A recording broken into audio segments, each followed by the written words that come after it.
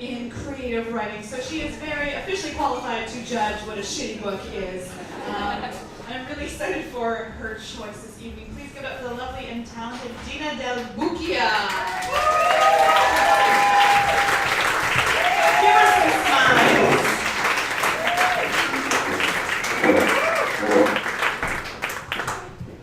I just want you to know that Sarah and I almost got into fisticuffs over the selection of Model Land or Motel. I called dibs.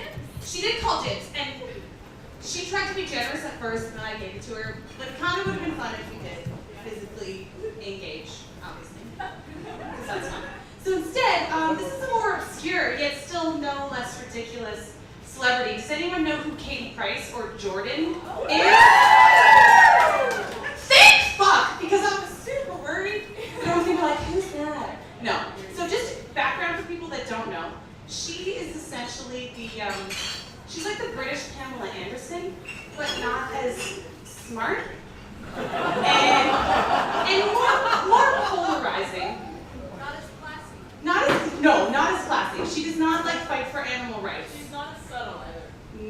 No.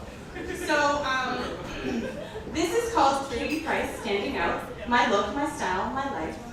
And it really is all these things. Instead of, normally a style guide will tell you how to be more beautiful or about, what things match your skin tone and what if you're autumn or if you're spring, like what colors you should be wearing. That is not what this book is about at all.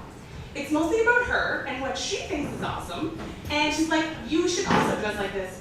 So, I don't know if you can see her here, but she's wearing a Care Bears t-shirt on the cover. Again, the epitome of class. Here she is as a Playboy bunny. So, you're not getting your standard fare, and I actually respect that. I really respect that she is not going the conventional route. She's like, I read Vogue, but it's not really for me. It's not made of PVC, it's not made of lace. It's not, maybe if my labia is not showing, why would I wear that? That's not beauty to me. And I think that is equally beautiful, and I know it's supposed to be about bad writing, and it is. But my whole thing in life is that I have no guilty pleasures. I have no guilt. I love you, Katie Price. You are a beautiful maiden. And so I'm just going to give you a taste of that's what her vagina sounds like.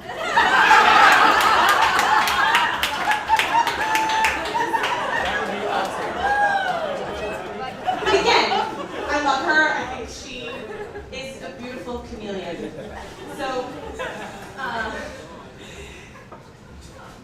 in the introduction, called Style Chameleon, I'm just going to give you some thoughts that she has about different types of style or what you should be wearing. So on this page, she is in fact wearing a sequined zip-up short sleeve. I don't know what it is, but it's pink, baby pink sequins, and she's in a car that also is baby pink and has a baby pink sequined steering wheel.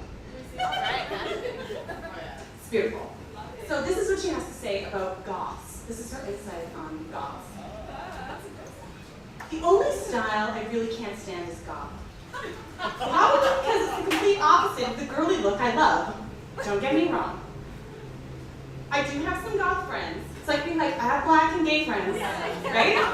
She's reaching out to another demographic, another type of people. She's fucking sensitive. And if it's done well, it's a style that can suit certain people, but it wouldn't look good on me. Perhaps it's because I never went to university. And most people seem to go through a grungy stage when they're studying. But I like to be fresh and pretty. I'm obsessed with being clean and smelling nice. She is not in any way obsessed with higher education or intelligence, just smelling beautiful and looking good. So you can see she has an unconventional way of looking at the world. So she has an alter ego named Jordan, and Jordan was originally how she was portrayed when she was a page 3 glamour model when she first came out in the UK. And Jordan is kind of an excuse for her to be even more scantily clad. So she gives little pockets here. Well, so you can just be I just want to know if you were dressing as Jordan, what would be the 5 essentials that you would choose? Let me tell you. Number 1. These things, I have to say, I do think are all beautiful. Maybe not all together one time, but I think you can make it work within a certain context. Like maybe, number 1, platform stripper shoes with ankle socks. Like I feel like with what I'm currently wearing, I could have gone that route. And it would have maybe like enhanced my look in a certain way. Number 2, a tiny skirt. Obvious, that's obvious. We've all thought about it. Jordan wants you to do it more often. When you're like, I could wear these conservative, boring jeans. No, tiny skirt. Number 3, a tiny top with a wonder bra. Again, pure class.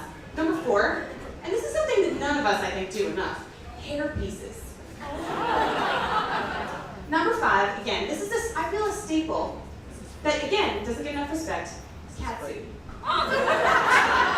So, these are essential things that people have in their wardrobes and they just don't use enough. So she has three children. Her oldest son, Harvey, I don't know if anyone's familiar with Harvey, baby Harvey. He's now 10. But Harvey is her son that she had with a footballer who left her, and he is disabled. But don't think that stops Jordan. These are her thoughts on styling disabled children. His name is Harvey. I buy a lot of Dolce & Gabbana and Top Man for Harvey. I think it's so unfair when you see disabled kids dressed in vile clothes. So I try to dress him as trendily as I can. Everyone laughs because I like to make sure that he's always got his Calvin Klein boxers over his nappies. Yeah, because he is so severely disabled that he at 10 is still wearing diapers. Cover it up with some Calvin Kleins, man. Don't let that stop you from being stylish. Jordan wouldn't. I mean, Katie. It's far easier to dress Harvey now that he's lost weight. Yeah. But he's still big for his age, so I'll buy him adult-sized True Religion jeans, and then I'll cut the legs shorter so they fit. So I mean, she's really styling this kid, even though he probably would just maybe rather be with a different mom. Her other son, Junior, she ran out of nicknames after her first child. That's not true, her third child, that's a nickname. Junior, this is what she has to say sort of about styling a non-disabled son. I dress Junior in the sort of trendy clothes I like to see adult guys wearing. A hoodie with jeans, a t-shirt, and a nice little beanie. For example, I always try to make him wear his jeans on his hips, with the top of his boxer shorts peeping out the top. But he's going through a stage where he pulls the waistband up real tight so they look like ankle swingers. It's so annoying. That's your son. And you know what? She's trying to train him from a young age. So I understand where she's coming from. Get them while they're young. Otherwise, they're not gonna know. And it takes me ages to get him dressed because if he had his way, he'd spend all day in his pajamas. He must get that from his mom. I've been getting, this part's really important, and I think people don't talk enough about children's hair coloring. I've been getting Junior's hair highlighted for a while now. In fact, it looks odd if he doesn't have a little bit of color in there. He loves having his highlights done, but he can't stand having gel in his hair, and he goes absolutely nuts if I try and put any in it. His hair is cut in a style that needs a bit of product. So I have to cover my hands with gel, then call him over and pretend to give his hair an affectionate rumple so he doesn't realize that I've done it. Earlier in the book, she criticizes the toddlers and tiaras type moms. That's fucking brilliant. Jordan also has written 4 autobiographies. She's 33 years old. You wouldn't know it because she probably looks like 45. But that's fine.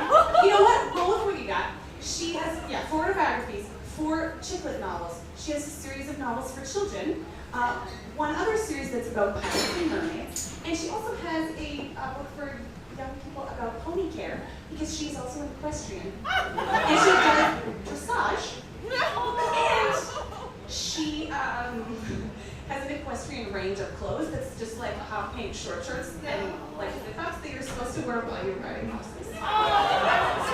So this is her take on this is her literary style. She calls it from literary vamp to lads mag vixen. This is from the British Book Awards. I had 2 red carpet events in one day, the prestigious British Book Awards, where I was presenting one of the prizes, and a party for Lads Mag loaded at a London nightclub where I was getting an award for being their cover girl of the decade! Now, I can hardly wear the same thing for both, as the audience at either event couldn't be more different. What? I don't think that's true. Someone rushed games at both of those events. But I thought it would make a great set of photos if I wore 2 versions of the same outfit to both.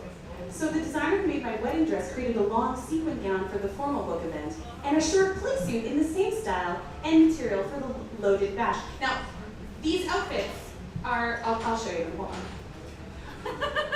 I wanted to prove I could dress classily just as easily as I could do slutty.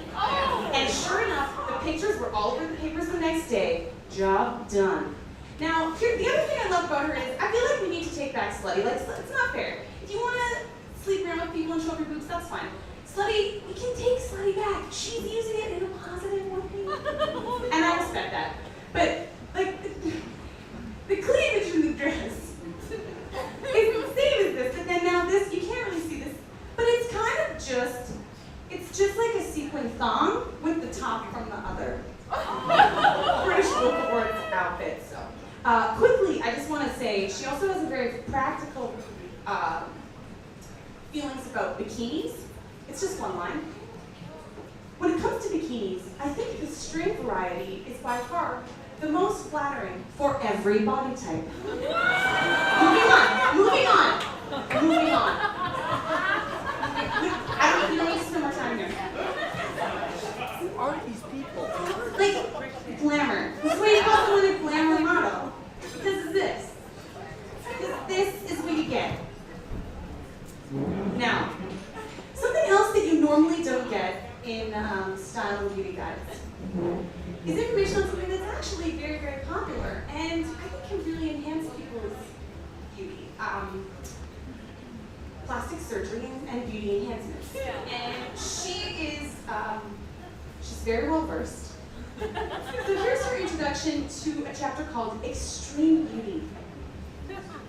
Apart from wanting bigger boobs when I was a flat-chested teenager, I've always been pretty happy with the way I look, even though I've had like 5 million surgeries. I'm told, go girl power, 1998 Spice Girls. I'm not saying that I'm stunning, she totally is, but I can get my kid off for photos without needing to be airbrushed. How fucking great is that? So it's not like I need to have Botox, or even that I hated my nose before I had surgery. In fact, I quite liked it. No, you didn't! You're lying in the book. Don't lie to people. This is a beauty guide that people are going to use as a fucking Bible. But I can afford to have these things done, and I like the way I look after having them, so why shouldn't I? I'm not doing it because I'm insecure with my looks or obsessed with surgery, whatever rubbish people like, yeah. Okay, great, no, I'm believing you, even though you lied to me earlier about that whole thing about plastic surgery. I just don't think there's anything wrong in trying to achieve perfection. So there you have it. I mean, now the most important thing about Jordan is that she has gigantic boobs. Oh, yeah. Now you can see here this beautiful image of her posing with her lovely boobs. That may be like boob job number 3 or 4. I'm gonna turn it around the room. She's posing strategically with just some yellow marabou feathers, which we all do. Don't deny it. This is the shit we do at home. We're like, I'm trying to be sexy. I got my marabou feathers. Right? We do. Everyone does it. I mean, mine happens to be red, but she has yellow. Whatever. It's not a big deal. So this is just a very brief essay, personal essay about her boob jobs. But I just want to close off with these beautiful words about beauty, and we're all national women. Carly Simon and Carol King are high-fiving every time they read this book.